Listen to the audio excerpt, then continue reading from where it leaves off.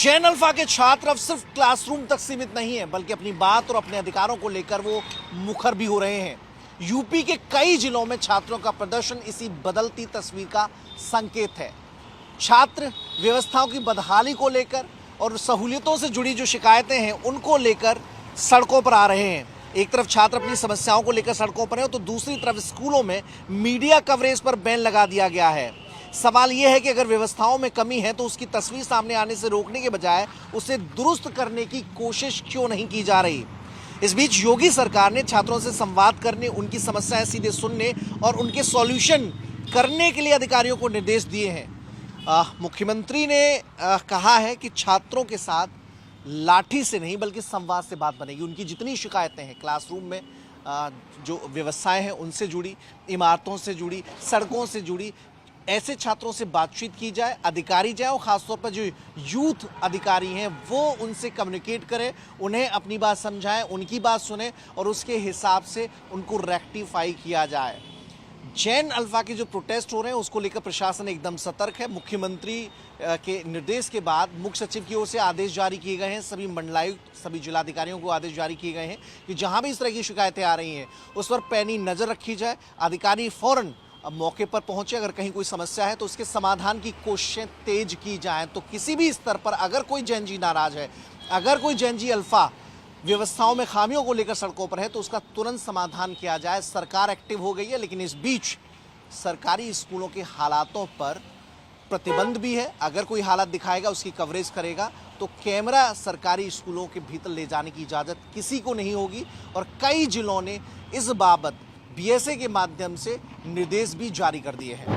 जो तस्वीर दिख रही है कि लोग अब जो नए नए बच्चे हैं वो सड़कों की मांग को लेकर, स्कूल में एजुकेशन सिस्टम को सुधारने को लेकर, इमारतों को लेकर सड़कों पर है। मुख्यमंत्री ने कहा है कि अधिकारियों से कि इस मामले में कहीं जहां भी ऐसी दिक्कतें आती हैं फ़ौरन संज्ञान लेकर उन कमियों को दुरुस्त किया जाए।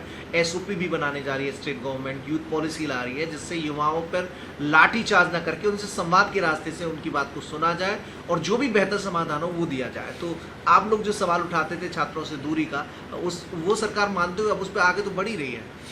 करना पड़ेगा। वो एक पिक्चर का गाना है, आना ही पड़ेगा सजना, जालिम है दिल की लगी। तो आना ही पड़ेगा योगी जी की सरकार को।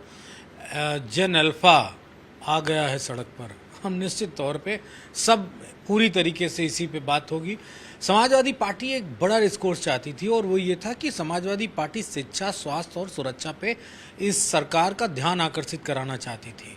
तो शिक्षा पे तो शुरू हो गया है, सुरक्षा और स्वास्थ्य बचा है। अगर कहीं वीडियो बनाने से या जैन अल्फा को रोकने का काम किया गया कि स्कूलों की जो कमियां हैं वो ना दिखाई जाएं, उनको दबाने की कोशिश की जाए, तो निश्चित तौर पे आपका अस्पताल और आपके थाने, वो भी जैन जी और जैन जी के ऊपर वाले जो हैं जैन एक्स, वो दोनों मिल के आपके अस्पताल और आपके थानों की भी सुरक्षा और उसकी पोल को खोलने में देर नहीं लगाएंगे। इसलिए माननीय मुख्यमंत्री जी से इतना ही अनुरोध है कि जहाँ जहाँ दिखे कमियाँ वहाँ वहाँ तारों और तार के समारोह उन बच्चों को, उनके भविष्य को बनाओ। अगर नहीं बना पाते तो आपको ये दर्द महसूस भी नहीं होगा, क्योंकि आप किसी बच्चे के पिता नहीं हैं। सीएम योगी की हिदायत, लेकिन अधिकारियों का रवैया कि स्कूल में कैमरे अलाउड नहीं। इस प्रदेश में जो कुछ होता है अच्छा और बुरा, वो मुख्यमंत्री योगी आदित्यनाथ के आदेश से होता है। मैं किसी अधिकारी का कोई दोष नहीं मानता। यही अधिकारी थे उत्तर प्रदेश के कि समाजवादी पार्टी सरकार में 23 महीने में 302 किलोमीटर का एक्सप्रेसवे बना देते हैं, और यही अधिकारी हैं कि 9 साल बीत जाता है, मेट्रो का आधा इंच नहीं बढ़ता है। तो निश्चित तौर पे कोई भी सड़क 23 महीने में बीजेपी नहीं बना पाई। अधिकारी यही थे, हमारे अधिकारी कहीं लंदन से नहीं आए थे।